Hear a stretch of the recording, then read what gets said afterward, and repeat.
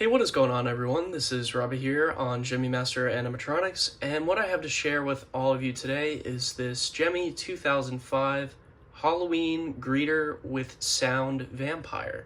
So this is an item that I have had for quite a while now. I'd say at this point in time, I've probably had it for around 2.5 years. So I got this item back in 2021. This did, in fact, come from the Castle of Muskogee. And I want to give a big thanks to DD_Richard1 and CJ Webler for picking this item up for me. It was thrown in a box with a couple of other items as a surprise, so thank you again very much. But when I received this item, I really didn't expect it to be as damaged as it was. So upon further inspection, when I first received this item, I immediately undid the Velcro on the back, and I realized that this unfortunately succumbed to the castle neglect.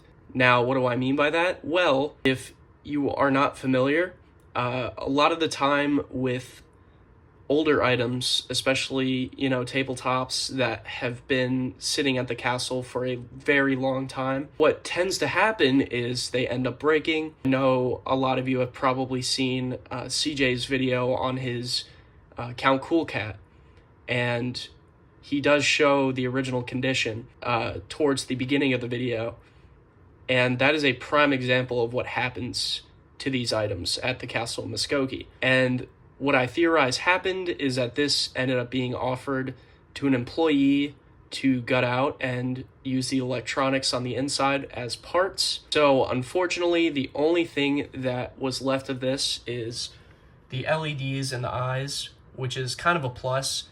Looks like an absolute pain to get in there, so I'm glad they were still, intact. See, this one is a little bit popped out, but it's still in there, so I'm not really too worried about it. But along with the LEDs, the wiring was still present, so thankfully I didn't have to do any rewiring on the LEDs or anything like that. That was a plus.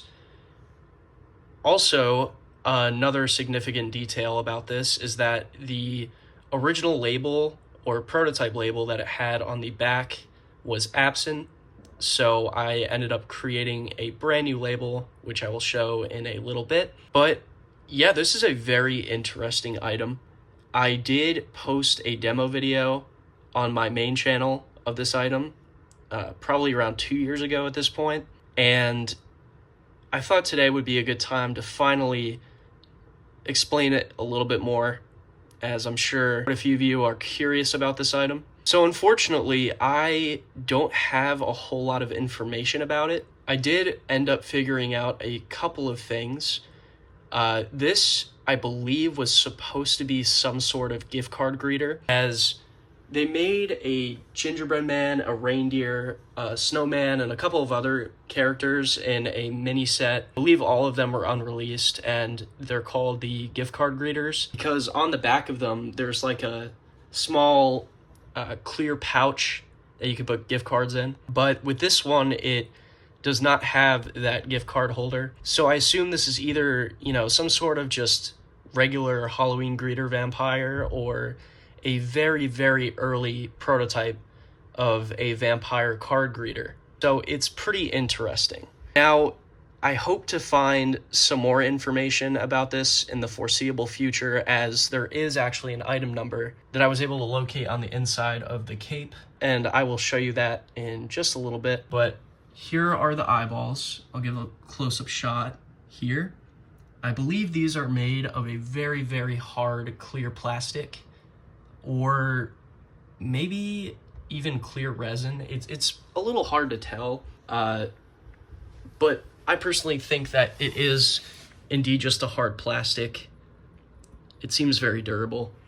But something that is pretty interesting is that unlike other prototypes that have surfaced in rough shape from the castle, this one doesn't show any signs of there ever being a price sticker on it. I assume maybe if it did have a price sticker, it was somewhere, maybe on the forehead or something like that. So yeah, but even on the back of the cape, there's no sort of sticker residue for a price tag.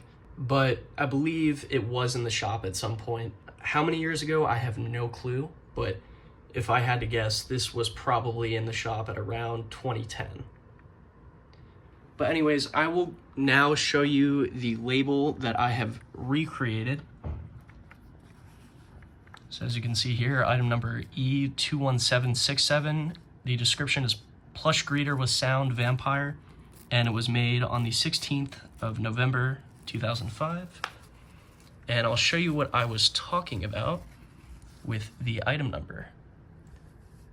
So this is how I was able to recreate the label. And with a lot of these prototypes, they don't have this kind of item number, so I guess I just got really lucky. But yeah, I think the label turned out pretty good. Is it perfect? Absolutely not. But I'd say it's pretty presentable the way it is. And I did end up making a showroom tag for it, but I just thought that was a little extra. So I ended up just resorting to adding this tag, as there was obviously some residue left over from where a tag once was. So I just decided to recreate it the best I could, and I think it turned out pretty good. But anyways, that's pretty much it about this item, I'd say. I'll show you what I ended up doing with giving it a new board. So here is what I ended up giving it, and this came from a Candy Tote Monster, and for some reason it had vampire phrases, so I thought it was very fitting for this item, so that's what I decided to use. But unfortunately, I believe this probably at some point had unique audio, but I am honestly very unsure. Like I said, I do have the item number, so within the foreseeable future, maybe I could discover a couple of other things about this item, but for now, the item number is basically the only thing I have to go off of with this item. But yeah, so what I did was I, rewired the LEDs, and I believe these two wires are for the button, and what I thought would work best, and I believe this is most likely where the original button was, is I glued it in its stomach area. So it works great now. I did have a little bit of issues originally because when I was gluing it, I put a little too much glue, and it got to the point where I couldn't even push on the button anymore, but I've since removed a lot of the glue and it works great now. A little final detail about this, and mainly just the Candy Totes in general, and this is something I really dislike, is the fact that they take button cell batteries. Button cell batteries are without a doubt the worst type of batteries that I have ever dealt with in my entire life. Problem with button cells is that more times than not, when you purchase a pack of them, they will come corroded. And that's exactly what happened to me. So for the sake of this video, I'm going to attempt to use the batteries that I have.